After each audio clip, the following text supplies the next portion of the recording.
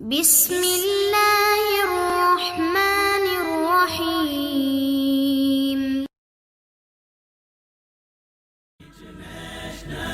Islamic Research Center. السلام علیکم ورحمۃ اللہ وبرکاتہ۔ ایک چھوٹی سی دعا یا ذکر اور تمام پریشانیوں سے نجات۔ حضرت ابو درداء رضی اللہ تعالیٰ عنہ ارشاد فرماتے ہیں، سنن ابی داود شریف میں حدیث نمبر 581 ہے۔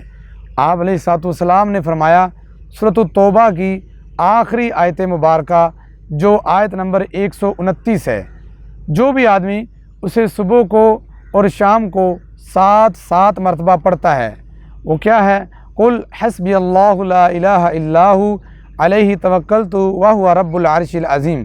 فرمایا جو بندہ یہ دعا 7 مرتبہ صبح 7 مرتبہ شام کو پڑھتا ہے تو اللہ رب العزت ایسے شخص کو تمام پریشانیوں سے نجات عطا فرما دیں گے۔